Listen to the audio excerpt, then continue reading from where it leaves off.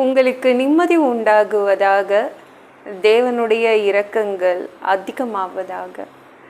தேவன் என்ன சொல்கிறாங்கன்னா, தைரியமாயிரு, கர்த்தர் தமது பார்வைக்கு நலமானதை செய்வாராக.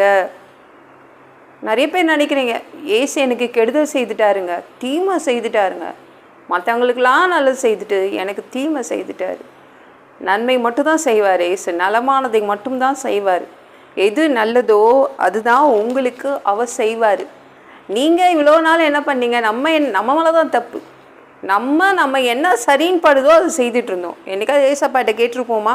நம்ம மனசில் என்ன பட்டாலும் இப்படி பட்டுச்சு நான் செய்துட்டேன், இதை மாதிரி தோணிச்சு செய்துட்டேன்னு நம்ம தான் நஷ்டப்பட்டு நிற்கிறோம். அதனால் ஏசு தான் செய்தார் அப்படின்னு எப்படி சொல்ல முடியும்? இல்லை, நம்ம பார்வைக்கு சரின்னு பட்டதெல்லாம் செய்து முடிச்சுட்டு சொந்த முடிவெல்லாம் எடுத்துட்டு ஏசு தீமை கொடுத்துட்டாருன்னு எப்படி சொல்லுவீங்க? இப்போ அவர் சொல்கிறாரு, என்னுடைய பார்வைக்கு எது நலமானதோ, எனக்கு எது நல்லது தோணுதோ அதெல்லாம் உங்களுக்கு செய்து தரேன் அப்படின்னு சொல்கிறாங்க. உங்களுக்கு நல்லது மட்டும்தான் செய்வார், தீமை செய்ய மாட்டார். ஒரு பெண் அப்படி தான் தேவனை குறை சொல்லிட்டு நின்றுட்டே இருந்தாங்க. அவங்க நகோமி அவங்க பேர். அவங்க என்ன குறை சொல்கிறாங்க, தேவன் வந்து எனக்கு கசப்பு கொடுத்துட்டாரு, என்னை கிளேசப்படுத்திட்டாரு, நான் நிறைய வச்சுருந்தேன் ஆனால் ஒன்றுமே இல்லை, வெறுமையாக திரும்பி வர பண்ணினாரு. இத்தனை கம்ப்ளைண்ட் பண்ணுறாங்க. யார் நகோமியை மோவாப் தேசத்தில் போய் உட்கார சொன்னது? தேவன் சொன்னாரா? தேவன் ஆபிரகாமை சொன்னார். தேவன் ஆபிரகாமை பார்த்து கானான் நாட்டுக்கு போயிருந்தான் சொன்னார். கானான் நாட்டில் 25 வருஷம் இருந்தான். அவனுடைய எந்த செல்வமும் அவனுடைய சொத்துக்கள் எதுவுமே கரையில.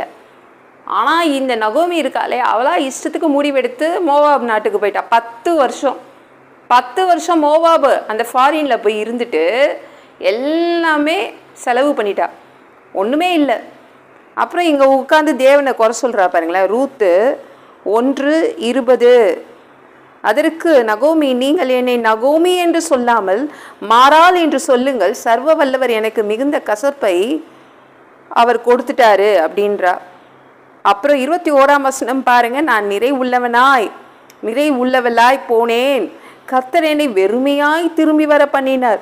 கர்த்தர் என்னை சிறுமைப்படுத்தி சர்வ வல்லவர் என்னை கிளேசப்படுத்தி இருக்கையில் என்னை நீங்கள் நகோமி என்று என்பானேன் அப்படின்னு சொல்கிறார். யார் இவளை வந்து மோவாப் நாட்டுக்கு போக சொன்னதுங்க? சொந்த முடிவு. நிறைய பேர் அப்படி தான், சொந்த முடிவு. நான் இது பண்ணிடுவேன், எனக்கு இவ்வளோ பெலன் இருக்குது, நான் இரவு பகலும் நான் உழைச்சி நான் வந்து என் குடும்பத்தை பார்த்துப்பேன் அப்படின்னு சொந்த முடிவு. நம்ம மனசுக்கு படுதோ, எது நம்ம பார்வைக்கு நலமானதோ அதெல்லாம் செய்துடுறோம். அதனால தான் வீட்டுக்கு தீமை வருது. நம்ம தேவன் பாதத்தில் காத்துட்ருக்கணும்ல. நகோமி வந்து அப்புறம் தேவன் என்ன பண்ணார் நகோமிக்கு? அவருக்கு எதெல்லாம் நலமானதாக தோணிச்சோ அதெல்லாம் நகோமிக்கு செய்து கொடுத்தாரு. நீங்கள் வந்து தேவன் வந்து இன்னைக்கு அவருக்கு எது நல்லது தோணுதோ அது உங்கள் வாழ்க்கையில் செய்வார். அதை நீங்கள் பார்ப்பீங்க. அந்த தேவனை இன்றைக்கி நீங்கள் பார்ப்பீங்க. எது செய்கிறதா இருந்தாலும் தேவன்கிட்ட கேட்டுட்டு செய்யணுங்க.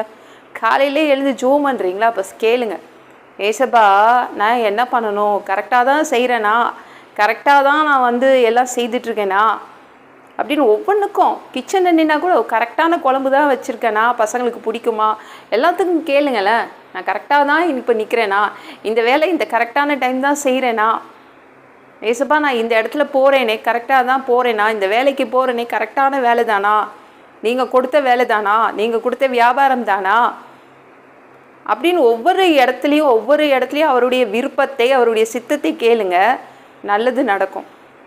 சொந்த முடிவு எடுத்துட்டு கடைசி வந்து நின்று அழக்கூடாதுல்ல. தேவன் சொல்கிறாங்க, எனக்கு எது நல்லது படுதோ அதெல்லாம் நான் உங்களுக்கு செய்து கொடுத்துட்றேன்றாங்க. சரிங்களா? இந்த வீடியோ பிடிச்சிருந்துச்சுன்னா மற்றவங்களுக்கு ஷேர் பண்ண மறக்காதீங்க. கர்த்தர் தாமே உங்களை ஆசீர்வதிப்பாராக.